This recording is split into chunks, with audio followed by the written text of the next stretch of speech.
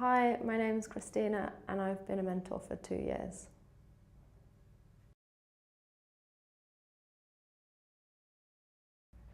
So when I first started mentoring, I just moved to London. So it was partly to do with getting to know where I was living. It was also to do with the job I was doing. I work in finance and feel quite guilty about that sometimes. It's quite a cold and heartless environment. So it was to have something more sort of real in my life, and I had the time and the headspace to do it. And I looked online at various different mentoring opportunities, and friendship work stood out to me as something that I wanted to do.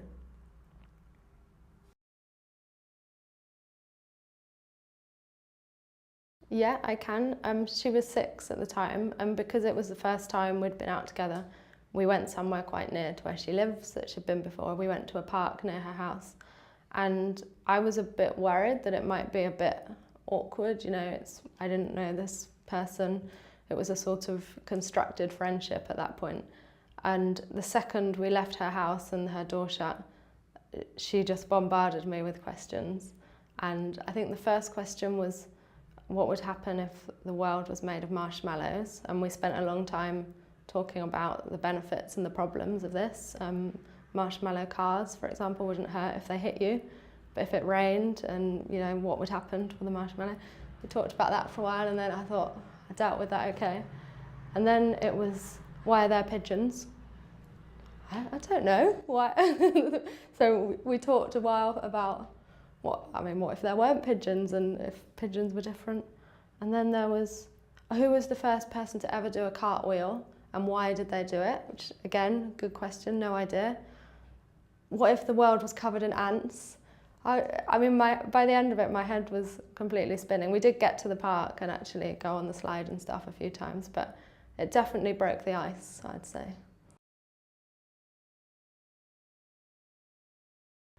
It's hard to say, really.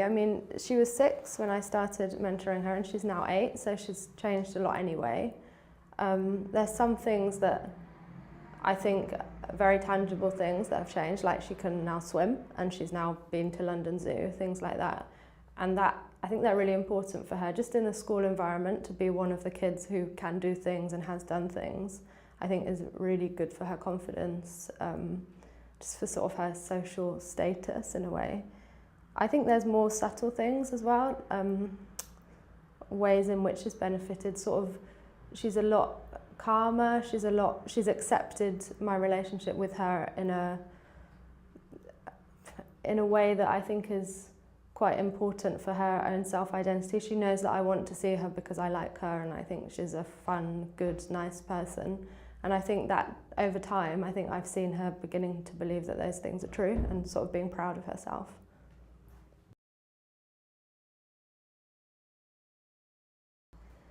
I think I have developed new skills. I think I'm better at planning. Before, I'd just deal with, journeys and what would happen as it happened. And when you have a child that you're responsible for, actually that's quite difficult, because you at least need to appear calm and in control when the bus doesn't show up or something. So I think I have got a bit more organised and very good at making packed lunches. I'm really proud of this and what I do in the relationship I have, and I think that probably does give me a sort of confidence, and it's something that I like talking about with people. So yeah, it's changed me in that way.